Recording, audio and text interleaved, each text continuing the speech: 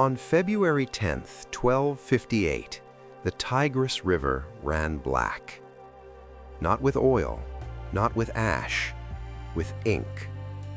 The ink of 1,000,000 books thrown into the waters by Mongol warriors as they systematically destroyed what was then the greatest library on earth. Scholars say you could walk across the Tigris on the books floating in the water.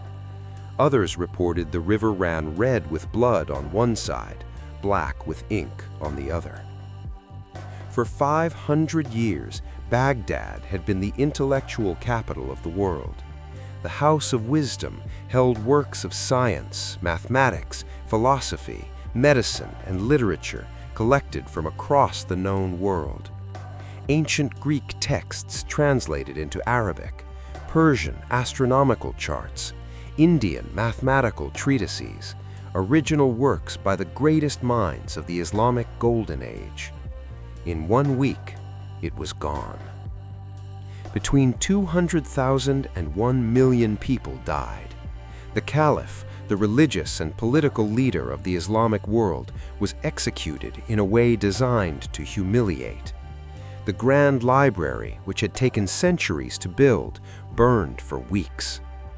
This is the story of how a single act of destruction ended what historians call the Islamic Golden Age and changed the course of human civilization forever. To understand what was lost, we must first understand what Baghdad was. Founded in 762 AD by the Abbasid Caliph Al-Mansur, Baghdad was designed to be perfect. Built in a circular pattern unique in the Islamic world, the city's round walls were meant to symbolize the perfection of creation. At its center stood the palace of the caliph and the Grand Mosque. By the 9th century, Baghdad had become the largest city in the world, with a population estimated between 500,000 and 1,000,000 people. Paris, by comparison, had perhaps 25,000, London even fewer. But Baghdad's greatness wasn't just in its size. It was the intellectual heart of what historians call the Islamic Golden Age, a period roughly from the 8th to the 13th century when the Islamic world led humanity in science, mathematics, medicine, astronomy, philosophy, and literature. The House of Wisdom, established during the reign of Harun al-Rashid in the late 8th century, became the world's greatest center of learning.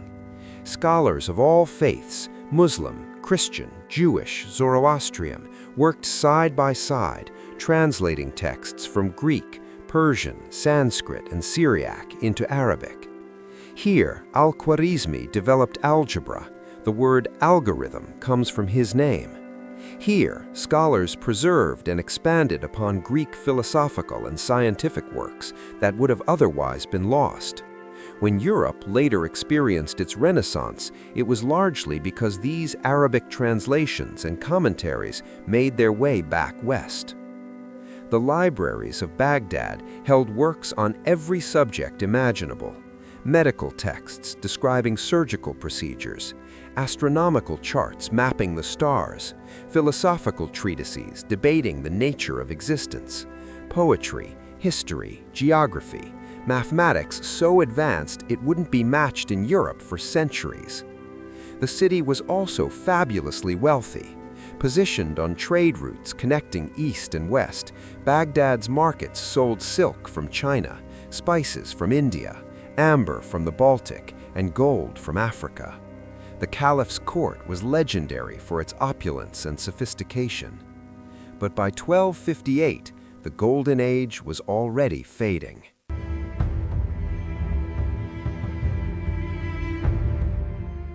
In January 1258, Hulagu Khan arrived at Baghdad's gates with an army estimated at between 150,000 and 200,000 men.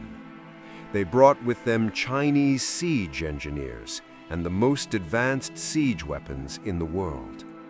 The caliph's army numbered perhaps 50,000, many of them poorly trained. But more devastating than the numbers was the strategic situation. The caliph had expected help from other Muslim rulers. None came. Rivalries, political calculations, and the speed of the Mongol advance meant Baghdad stood alone. The Mongols immediately demonstrated their engineering superiority. They built siege towers, catapults, and constructed a pontoon bridge across the Tigris to surround the city completely. They diverted river water to flood the caliph's camp outside the walls, demoralizing the defenders.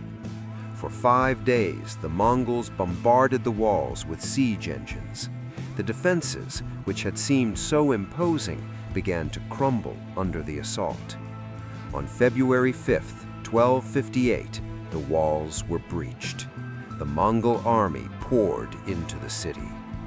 The caliph, finally understanding the reality of his situation, attempted to negotiate. Hulagu Khan agreed to meet him. According to most historical accounts, the caliph left the city with a retinue of his family, nobles, and officials, believing he would negotiate terms. Instead, it was a trap. Once outside the walls and separated from any possible defense, the caliph and his entourage were taken prisoner. The systematic destruction of Baghdad could now begin, with no organized resistance. What happened next represents one of the darkest weeks in human history. The Mongols swept through Baghdad systematically, district by district. Historical accounts from both Mongol and Islamic sources describe the horror in chilling detail. The killing was methodical. Men, women, children, none were spared, unless they had specific skills the Mongols wanted to preserve. Artisans, craftsmen, and some scholars were taken as slaves. Everyone else was killed. Contemporary chroniclers reported bodies piled in the streets. The smell of death became so overwhelming that Hulagu Khan moved his camp upwind from the city. Some historians estimate 200,000 deaths. Others put the number closer to 1 million, though exact figures are impossible to verify. The Mongols destroyed the city's infrastructure. Mosques were torn down, palaces were looted and burned. The irrigation systems that had sustained agriculture in the region for millennia were demolished. But perhaps the most devastating destruction was cultural. The Mongol warriors turned their attention to the libraries. The House of Wisdom and numerous other libraries, schools, and academies throughout the city held hundreds of thousands, perhaps over 1 million books and manuscripts. The Mongols, many of whom were illiterate and saw no value in books, threw them into the Tigris River or burned them. Contemporary accounts describe the Tigris running black with ink for 6 months. Scholars reported you could use the piles of books as stepping stones to cross the river. Works that existed nowhere else in the world were destroyed. Scientific treatises, mathematical discoveries, philosophical works, medical texts, historical chronicles, poetry, literature, centuries of accumulated human knowledge gone in days. Some sources claim that the House of Wisdom's canals ran black with the ink of books for months. Others say you could smell the burning parchment across the entire city. These accounts may be exaggerated, but they capture the scale of the cultural catastrophe. The fate of the Caliph al-Mustasim has become one of history's most debated episodes. According to the most common account, Hulagu Khan had the caliph executed in a manner designed to avoid spilling royal blood directly, which would have violated Mongol custom regarding the killing of rulers. The method? The caliph was reportedly rolled in a carpet and trampled to death by horses. Other accounts say he was placed in a sack and kicked to death. Still others claim he was starved. Some sources tell an even more pointed story of humiliation. Before his death, the caliph was supposedly forced to witness the destruction of his city and then locked in his treasury and told he could eat his gold. demonstrating the worthlessness of wealth against Mongol power. Whether or not these specific details are accurate, and historians debate them, the symbolic importance is clear. The spiritual and political leader of the Islamic world had been killed like a common criminal. The institution of the Abbasid Caliphate, which had ruled for over 500 years, was effectively ended. The surviving members of the caliph's family were hunted down and killed to prevent any possibility of succession or revenge. With the caliph dead and the city destroyed, the message to the Islamic world was unmistakable. No position, no sanctity, no historical prestige would protect you from Mongol power if you resisted. The full extent of what was destroyed in Baghdad cannot be precisely calculated, which is itself part of the tragedy. We know from fragmentary references in surviving texts that entire fields of knowledge were wiped out. Works cited by later scholars but now lost. Authors mentioned but whose books no longer exist. Scientific observations referenced but whose original data disappeared. Consider just a few examples of what we know was lost. In mathematics, numerous treatises on advanced mathematics, building on works by Al-Khwarizmi and others. The Islamic world was far ahead of Europe in algebra, geometry, and trigonometry. How much further ahead might they have been if these texts survived? In medicine, the Islamic world had developed sophisticated medical knowledge, including detailed anatomical drawings, descriptions of surgical procedures, and pharmacological texts describing hundreds of medicinal compounds. Gradually emerged Many of in many these were parts of the destroyed. Islamic world. In astronomy, Baghdad's astronomers had created detailed star charts and astronomical tables. They had calculated the Earth's circumference with remarkable accuracy.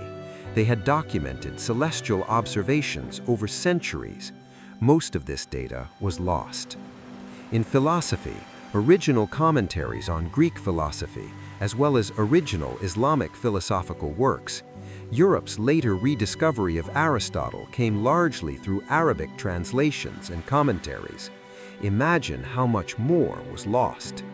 In history, chronicles of the Islamic world, biographies, detailed histories of dynasties and empires, primary source materials that would have been invaluable to historians simply vanished. In literature, poetry, stories, literary works in Arabic, Persian, and other languages, the loss here is not just intellectual, but cultural. Entire literary traditions truncated. But the destruction went beyond books.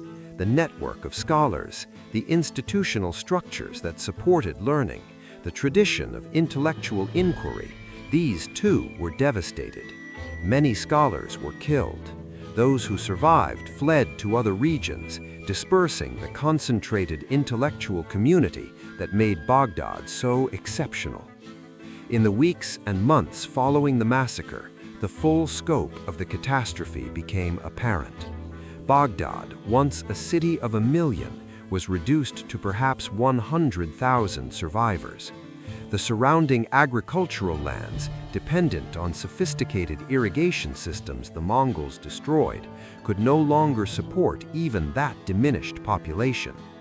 The Mongols moved on to conquer Syria, reaching as far as Palestine, before finally being stopped by the Mamluk Sultanate of Egypt at the Battle of Ain Jalut in 1260, one of the most significant battles in history, as it marked the first major defeat of the Mongol army and prevented them from conquering Africa. But for Baghdad and the Islamic world, the damage was done. The Abbasid Caliphate, though a shadow form would continue in Cairo under Mamluk protection, had lost its power and prestige. The political and religious unity it represented was shattered. The intellectual center of the Islamic world shifted. Scholars who had fled Baghdad carried knowledge to Cairo, Damascus, and eventually Constantinople, but the concentration of learning that had made Baghdad exceptional never reformed. Trade routes shifted. The The Silk Road, once centered on Baghdad, fragmented. The economic foundation that had supported the city's golden age collapsed. Perhaps most tragically, the Islamic world's intellectual confidence was shaken. The sense that learning and scholarship were protected by divine favor, that knowledge itself was a form of power, this belief was severely damaged. A more conservative, defensive intellectual culture gradually emerged in many parts of the Islamic world. The fall of Baghdad in 1258 is often cited as marking the end of the Islamic Golden Age. While this periodization is somewhat arbitrary, intellectual and cultural achievements continued in various parts of the Islamic world for centuries. There's truth in the symbolism. Scientific and intellectual impact. The concentration of scholars and resources in Baghdad had created a feedback loop of intellectual advancement. With that center destroyed, the pace of innovation in the Islamic world slowed. While there were still remarkable achievements in places like Cairo, Isfahan, and later in Mughal India and Ottoman Turkey, the systematic, multi-generational collaborative scholarship that characterized Baghdad's Golden Age became rarer. Meanwhile, the texts that had been translated into Arabic and some that survived the destruction began making their way to Europe, contributing to the European Renaissance. In a tragic irony, Europe's intellectual awakening was partially built on knowledge preserved and developed in the Islamic world, but now destroyed at its source. Political impact. The destruction of the Abbasid Caliphate created a political vacuum in the Islamic world. Various dynasties would claim caliphal authority, but none would have the universal recognition that the Abbasids had enjoyed. The political fragmentation of the Islamic world, still evident today, has roots in this period. Psychological impact. The trauma of Baghdad's fall echoed through Islamic historical memory. It became a cautionary tale about weakness, division, and the consequences of internal conflict. The fact that the caliph received no help from other Muslim rulers, that political rivalries prevented a united response to an existential threat, became a recurring theme in Islamic political thought. Environmental impact. The destruction of Baghdad's irrigation systems had long-lasting environmental consequences. The sophisticated water management systems that had sustained agriculture in Mesopotamia for thousands of years were damaged or destroyed. The region's agricultural productivity declined and has never fully recovered to pre-Mongol levels. Despite the devastation, not everything was lost. Some books and knowledge survived, and understanding how is important. Scattered libraries. Not all books were in Baghdad. Other libraries in Damascus, Cairo, Cordoba, and elsewhere preserved some texts. Scholars who had studied in Baghdad carried knowledge to these centers. Translation efforts. Many Greek and Persian texts that had been translated into Arabic in Baghdad existed in other forms or locations. Some eventually made their way back to Europe through Spain and Sicily. Oral tradition. Mathematical and scientific knowledge, especially in fields like astronomy and mathematics, was sometimes preserved in oral tradition by scholars who escaped. Mongol pragmatism. Contrary to popular belief, the Mongols weren't entirely opposed to learning. After the initial destruction, they sometimes patronized scholars, especially those useful for administration, astronomy, and medicine. Later Mongol rulers, particularly in Persia, became sophisticated patrons of art and science. Persian scholarship. The Persian-speaking world, while devastated by Mongol invasions, maintained scholarly traditions that preserved and built upon some of what was lost in Baghdad. But these survivals, while significant, were fragments of what existed. The concentrated institutional knowledge, the comprehensive libraries, the community of scholars, these could not be reconstituted. On February 10, 1258, the Tigris River ran black with ink. That image, whether literally true in every detail or partially mythologized, captures a profound historical truth. In 1 week, centuries of accumulated knowledge were destroyed. A city that had been the intellectual light of the world went dark. The consequences rippled across continents and centuries. This wasn't just a military defeat, it was a cultural catastrophe that altered the trajectory of human civilization. We can only wonder what was lost. What scientific discoveries might have accelerated human progress? What mathematical insights were destroyed? What medical knowledge could have saved lives? What philosophical ideas might have enriched human thought? The destruction of Baghdad's libraries represents a recurring tragedy in human history, the loss of knowledge through violence. From the Library of Alexandria to the burning of books in Nazi Germany, from the destruction of Mayan codices to the Taliban's demolition of cultural heritage, humanity has repeatedly destroyed its own accumulated wisdom. But the story of Baghdad's fall isn't just about destruction, it's also about resilience. Knowledge survived in fragments. Scholars who escaped carried learning to new centers. Some texts that were thought lost have been rediscovered.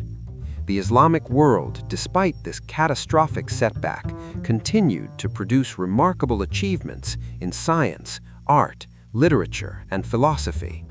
The House of Wisdom may have burned, but the spirit of inquiry it represented did not die completely. Today, as we face our own challenges to knowledge, from book banning to the fragility of digital information, from the defunding of libraries to the loss of indigenous knowledge systems, the fall of Baghdad reminds us of a crucial truth. Knowledge is fragile. Civilization is fragile. The accumulated wisdom of centuries can be destroyed in days, but it takes generations to rebuild. The Tigris no longer runs black with ink, but the memory of what was lost still flows through history, a dark current reminding us that the greatest treasures of any civilization are not its walls or its gold, but its books, its scholars, and its commitment to learning.